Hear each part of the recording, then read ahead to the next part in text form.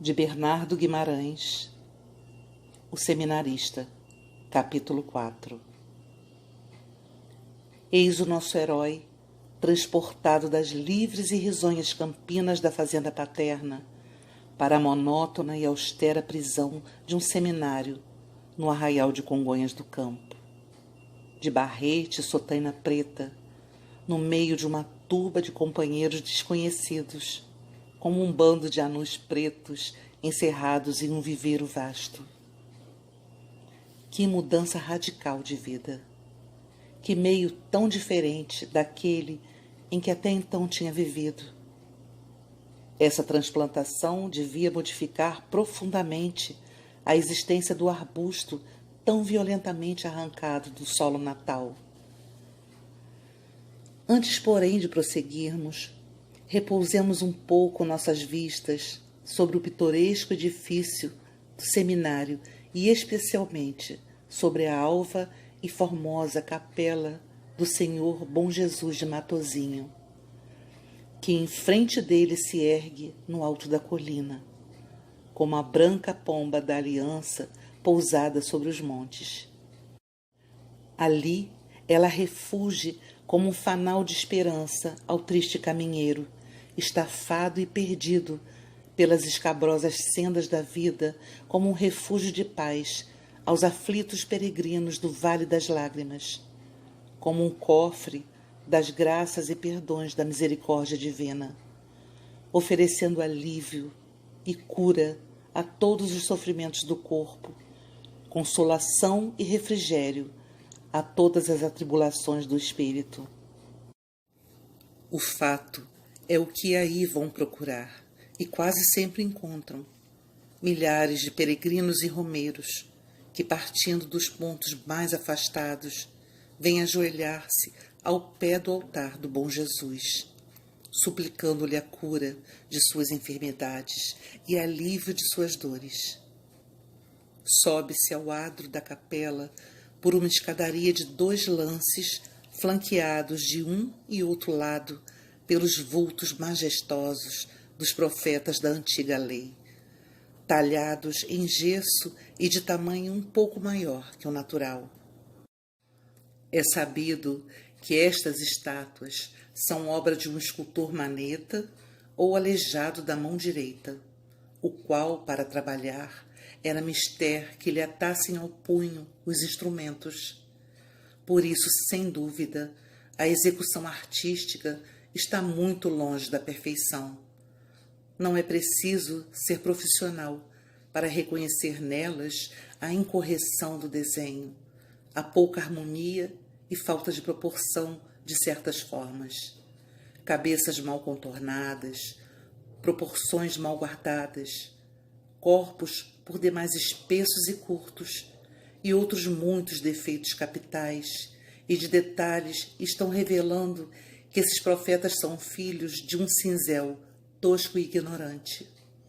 Todavia, as atitudes em geral são características, imponentes e majestosas. As roupagens dispostas com arte e, por vezes, o cinzel do rude escultor soube imprimir às fisionomias uma expressão digna dos profetas. O sublime Isaías, o terrível e sombrio Abacu, o melancólico Jeremias são especialmente notáveis pela beleza e solenidade de expressão e de atitude. A não encará-los com as vistas minuciosas e escrutadoras do artista, esses vultos, ao primeiro aspecto, não deixam de causar uma forte impressão de respeito e mesmo de assombro. Parece que essas estátuas são cópias toscas e incorretas de belos modelos da arte, que o escultor tinha diante dos seus olhos ou impressos na imaginação. Mesmo assim, quanto não são superiores às 4 disformes e gigantescas caricaturas de pedra que ornam, quero dizer, que desfiguram os 4 ângulos da cadeia de Ouro Preto. O seminário, que nada tem de muito notável, é um grande edifício de sobrado, cuja frente se atravessa a pouca distância por trás da igreja, tendo nos fundos mais um extenso lance, um pátio e uma vasta quinta. Das janelas do edifício se descortina o arraial, e a vista se derrama por um não muito largo, porém formoso horizonte. Colinas bastantemente acidentadas, cobertas de sempre verdes pastagens e marchetadas aqui e acolá de alguns capões verdes escuros, formam o aspecto geral do país. Por entre elas estendem-se profundos vales e deslizam torrentes de águas puras e frescas, à sombra de moitas de verdura e bosquetes matizados de uma infinidade de lindas flores silvestres. Em torno e mais ao longo, um cinto de montanhas verdes, ante colinas mais elevadas, cobertas de selvas e pastagens, parecem envolver com um amoroso abraço aquele solo santo em que, segundo a lenda, o bom Jesus revelou por evidentes e repetidos milagres queria que ali se erguessem seu templo e seus altares. Da frente da capela, por uma extensa e íngreme ladeira, desce uma rua extremamente irregular e tortuosa, que vai terminar à margem do pequeno rio Maranhão, que divide o arraial em dois, comunicando-se por uma ponte de madeira. Na parte superior dessa rua, que forma um espaçoso largo, vêem-se algumas cúpulas ou pequenas rotundas de pedra, dentro das quais se acham figurados os passos da Paixão de Cristo em imagens de tamanho natural, e são especial objeto da veneração e curiosidade de quantos visitam aquela localidade. O arraial, derramado em ruas irregulares pelo pendor das colinas, em uma ou outra margem do rio, tem um aspecto alegre e pitoresco, e seus arredores monticulosos apresentam, às vezes, risonhas paisagens e aprazíveis perspectivas. Eis o novo cenário a que havemos transportado o nosso herói. O espetáculo não podia deixar de ser curioso e interessante, e nem a nova fase de vida em que ia entrar deixaria de ter encantos para o menino que tanto gostava das práticas de devoção religiosa e tão forte tendência mostrava para o misticismo. Contudo, aquele filho do sertão, acostumado a percorrer os campos e bosques da fazenda paterna, não pôde, a princípio, deixar de estranhar a severa reclusão e imprescritível regularidade daquela vida monótona e compassada do seminário. Mas o gênio pacato e a extrema docilidade de Eugênio, ajudados pela bossa da beatividade ou veneratividade que a tinha muito desenvolvida, fizeram com que em menos tempo do que qualquer outro se habituasse e tomasse gosto mesmo pelo seu novo gênero de vida, como se fosse o elemento em que nascera. Só uma coisa perturbava o seu bem-estar e lançava uma sombra na limpidez e serenidade do seu horizonte.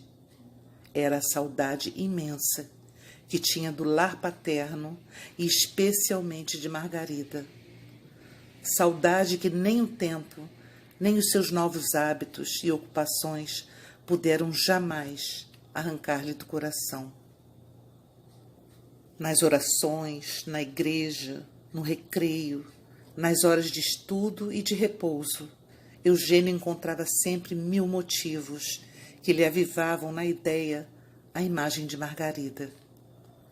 Na missa, ao entrar na igreja, na fila de seus companheiros, se perpassando um olhar rápido e furtivo pelo grupo de mulheres ajoelhadas abaixo das grades, divisava entre elas alguma linda e graciosa menina, se lhe figurava ver Margarida, E se não for o regente, que postado por trás dos estudantes, passeava sobre eles olhares severos e vigilantes, Eugênio não resistiria à tentação de olhar para trás algumas vezes, a fim de iludir as saudades de Margarida, contemplando uma criatura que com ela se parecesse.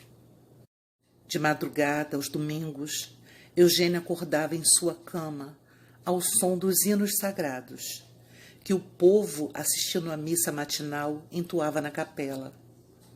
No meio daquela multidão de vozes, de todos os timbres e volumes, que faziam restrugir o santuário e ecoavam por fora em acentos melancólicos e solenes, ele distinguia uma voz argentina, fresca e suave. Margarida lhe acudia ao pensamento. Margarida, quando defronte do pequeno oratório, entoava esses cânticos singelos e tocantes, repassados de mística piedade, que ambos sabiam de cor desde a mais tenra infância. Era assim que Margarida cantava. Eugênio abandonava-se a uma espécie de êxtase, cheio de voluptuosidade.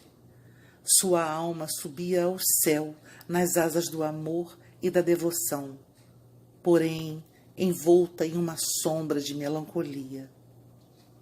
Depois do meio-dia e a tardinha, a sineta do seminário tangia alegre a hora do recreio. Então, a turba dos seminaristas, com suas batinas e barretes negros, divididos em 4 turmas segundo as idades, grandes, médios, submédios e meninos, despenhava-se fora das portas como uma nuvem de melros pretos, a quem se abriu a entrada do viveiro, e se derramava pelo pátio, pelo quintal, pelo adro da capela e pelas colinas vizinhas.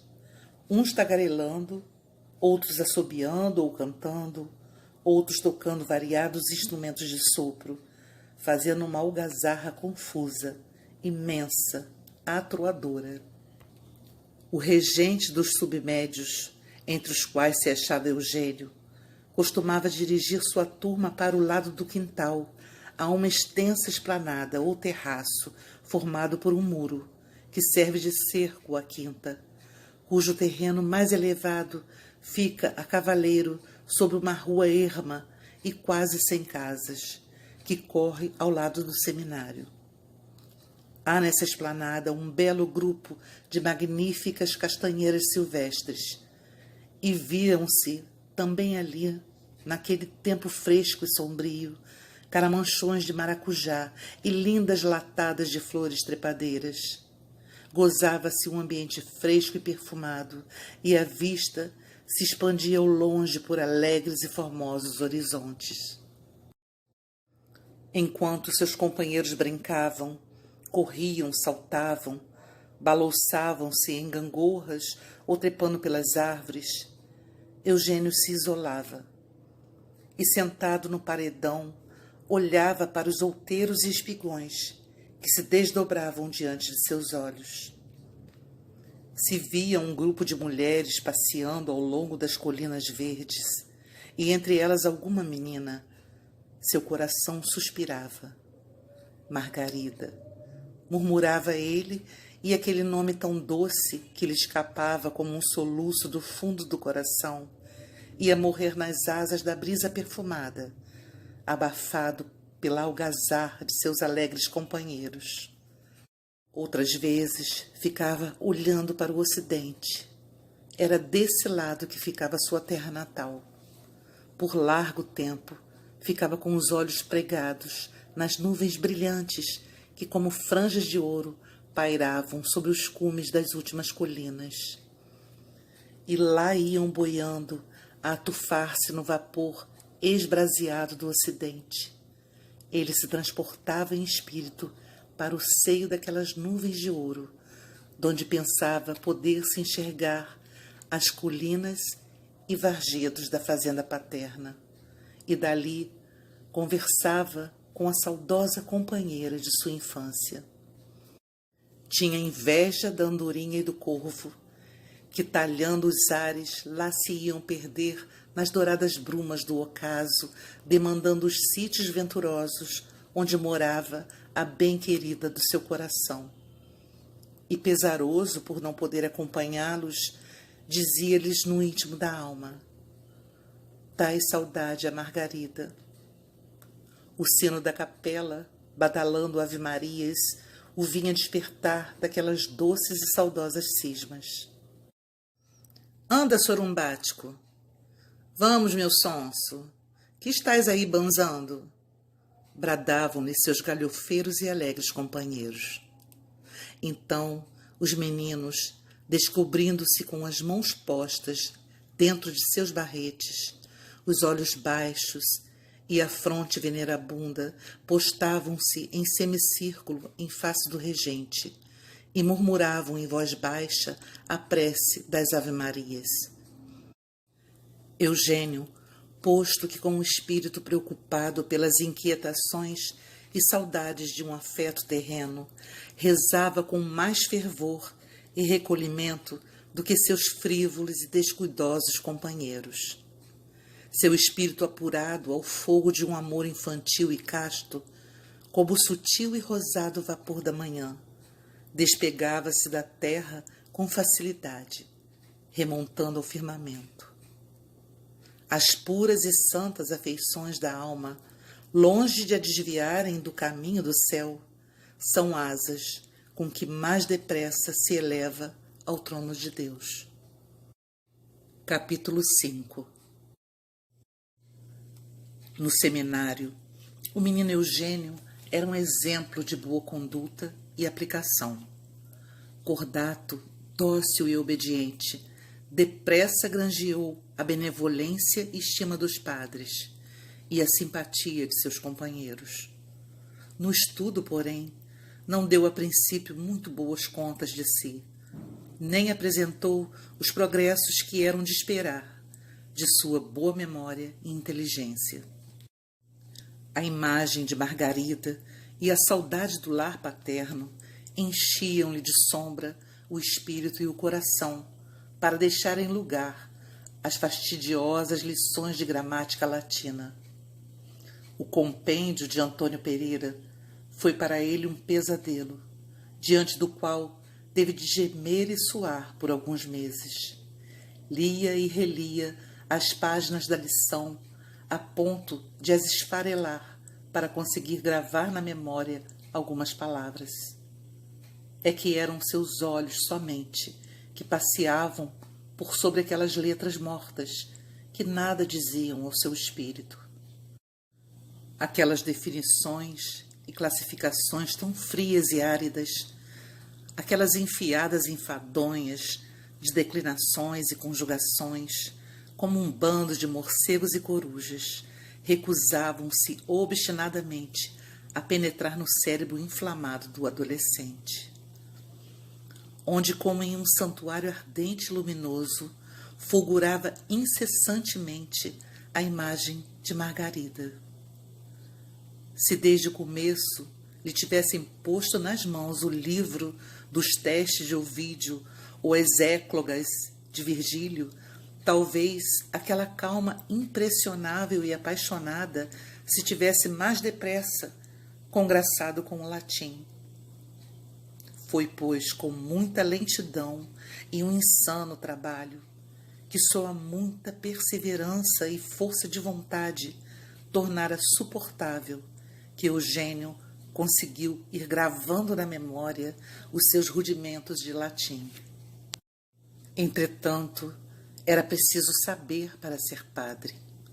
E, portanto, Eugênio entregava-se ao estudo com um ardor inexcedível e fazia esforços inauditos para banir do espírito a sedutora visão que o perturbava. Nesse empenho, a sua tendência ao misticismo e à vida religiosa vieram eficazmente auxiliá-lo, e, mesclando-se as suas afeições terrenas, contribuíram para extingui-las até certo ponto, tirando-lhes o caráter ardente e inquieto e confundindo-as com aquele culto respeitoso e sereno, com aquela adoração calma e estática, que o menino consagrava à Virgem Mãe de Deus. Amor e devoção se confundiam na alma ingênua e cândida do educando, que ainda não compreendia a incompatibilidade que os homens têm pretendido estabelecer entre o amor do Criador e o amor de uma das suas mais belas e perfeitas criaturas, a mulher. A mulher que Deus criou para amar e ser amada. A mulher que sem o amor é como a caçoula de perfumes a que o ministro do templo esqueceu-se de comunicar o fogo santo, que os faz arder e subir em nuvens recendentes a beijar os pés de Deus. Assim, o coração naturalmente afetuoso e terno de Eugênio, não podendo dar ampla expansão aos seus afetos mundanos, se refugiava no ascetismo da devoção religiosa e derramava-se com efusão aos pés do altar, sem que esse culto da divindade excluísse dele o terno sentimento que experimentava por Margarida, sentimento de que ele ainda ignorava a natureza e nem lhe sabia o verdadeiro nome.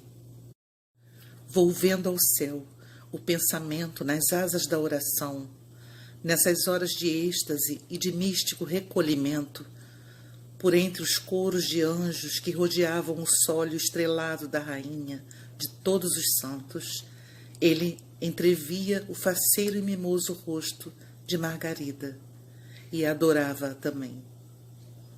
Assim, essa afeição pura e casta, a qual se ainda não era o amor, era sua fecunda e brilhante crisálida, amenizava e como que embalsamava com seu tépido bafejo os atos de devoção e austeridade da vida claustral, enquanto a devoção, por seu lado, mitigando os ardores e impaciências daquele sentimento, impedia que se tornasse uma paixão imperiosa e fatal. Tinham os padres em muito apreço e estima as belas qualidades de Eugênio, e principalmente a decidida vocação que revelava para o estado clerical, ignorando o que se passava no íntimo do seu coração, assentaram de animá-lo naquele santo propósito com exortações e leituras adequadas a esse fim. Naqueles tempos, os dignos e veneráveis sacerdotes da congregação da missão de São Vicente de Paulo, aos quais tantos benefícios deve a província de Minas, não se descuidavam de empregar meios para atrair neófitos ao seio daquela respeitável corporação.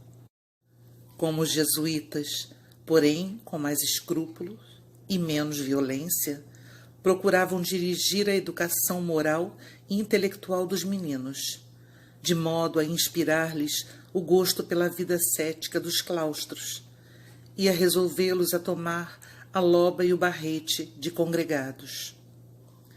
Não ficaram totalmente sem frutos os seus esforços e viram-se muitos moços de famílias distintas alistarem-se nas fileiras dos filhos de São Vicente. Notando as felizes disposições de Eugênio, os padres não podiam deixar de nutrir a esperança de vê-lo no seu grêmio, e para esse fim empregavam desde já habilmente os meios convenientes. Passaram-se assim 12 anos, em que a vida correu para Eugênio, se não descuidosa e prazenteira como na fazenda paterna, ao menos serena e sem dissabores. Cada vez mais estimado dos padres e benquisto dos seus companheiros, à medida que seu coração se ia acalmando, sua inteligência se deslumbrava e, fazendo rápidos progressos, compensava largamente o tempo perdido com a dificuldade dos primeiros esforços. É verdade que a imagem de Margarida nunca lhe saía do coração, mas já não a incomodava tanto, nem lhe agitava o espírito como outrora. Ela lhe aparecia como a figura de um anjo, desenhando-se ao longe e sorrindo-lhe tristemente por entre as brumas melancólicas do horizonte pavoroso. A lembrança de Margarida era já em sua alma essa saudade meiga e maviosa, que nos espreme o coração e dele faz borbotar lágrimas de fel e de sangue. Passados 2 anos, porém, um incidente veio perturbar a uniformidade suave e serena, se bem que um pouco melancólica, da vida de Eugênio. Um dia, a íntima confiança que merecia de seus mestres e diretores ia se abalando profundamente. Eugênio já tinha entrado para a 3ª classe de latim e, começando a traduzir o livro dos Tristes de Ovídio e as Écoglas de Virgílio, sentiu-se tomado de um vivo gosto pela poesia.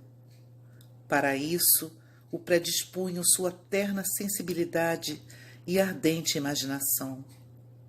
Só esperava a mão que viesse correr aos olhos de sua inteligência inexperta o véu que encobre esses desconhecidos e encantadores horizontes.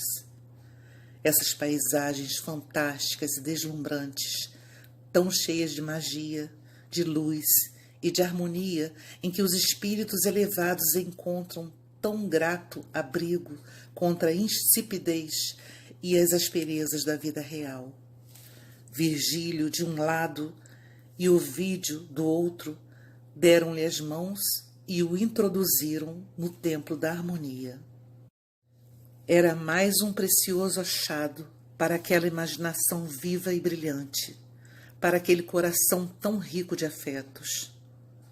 Mais uma corda virgem acabava de ser vibrada naquela feliz e delicada organização.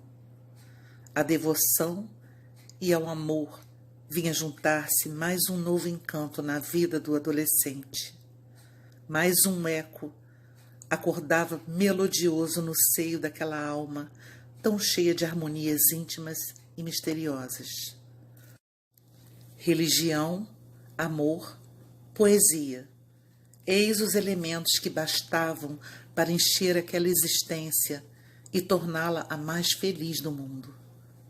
Eram como 3 anjos de asas de azul e ouro, que esvoaçavam de contínuo em torno dessa alma infantil e cândida, e a arrebatavam aos céus em gozos inefáveis. Eugênio, pois, ao ler os primeiros versos de Virgílio, sentiu na fronte o bafejo do anjo da poesia que lhe dava à alma como um sentido a mais, abrindo nela uma nova fonte de suaves e inefáveis emoções. As écoglas do imortal Mantuano o encantavam. As cenas do amor bucólico o arrebatavam, retraçando-lhe a fantasia em cadentes e melodiosos versos, os singelos e aprazíveis painéis da vida campesina, em que tantas vezes ele figurava como ator, e fazendo-lhe lembrar com a mais viva saudade o ditoso tempo em que, junto com Margarida, errante pelos vergedos e colinas da fazenda paterna, lidava com um pequeno rebanho de umbelina. A não ser Padre Santo, que era até então a sua mais forte inspiração, a uma vida que mais lhe sorria a imaginação, era de pastor, contando que fosse em companhia de Margarida. Não contente com admirar e sentir as belezas desses grandes poetas, Eugênio, que tinha em si um grande fundo de sentimento e calor poético, ensaiava-se às vezes, procurando traduzir em estrofes as emoções de seu coração e as imagens que lhe pululavam no espírito. E quem, senão Margarida, aquela beleza em botão, poderia inspirar os cantos daquela musa ainda no berço? Mas um dia, Eugênio esteve a ponto de perder todo o bom conceito e estima que até então tinha merecido de seus preceptores. Eugênio se ocupava às vezes em escrever algumas coisas, que não eram os seus temas de latim, e escondia cuidadosamente esses manuscritos em que cismava longamente. Como os meninos estudavam e dormiam em vasto salão aberto, esta circunstância não pôde escapar aos olhos escrutadores e perspicazes do regente. Picado de curiosidade, este entendeu que deveria saber o que continham aqueles papéis. Portanto, na hora do recreio, incumbindo a outro o cuidado de levar os meninos a passeio, deixou-se ficar no salão e foi dar busca aos papéis de Eugênio, esperando não encontrar entre eles, afora as listas de significados e os temas de latim, senão algum esboço de sermão ou talvez algum ensaio de hinos religiosos, com cuja leitura, já de antemão, se regalava sua ávida curiosidade. De fato, encontrou alguns esboços informes nesse gênero, mas qual não foi a sua surpresa quando, entre esses papéis, encontrou também uma longa carta escrita no tom mais sentimental e uma porção de versinhos amorosos, dirigidos a uma rapariga de nome Margarida. Que terrível auto de corpo de delito! Que sentença esmagadora! Que anátema tremendo pairava então sobre a cabeça de Eugênio, que a essa hora, sentado como de costume no paredão da esplanada do quintal, tranquilo e descuidoso, cismava saudades da sua Margarida.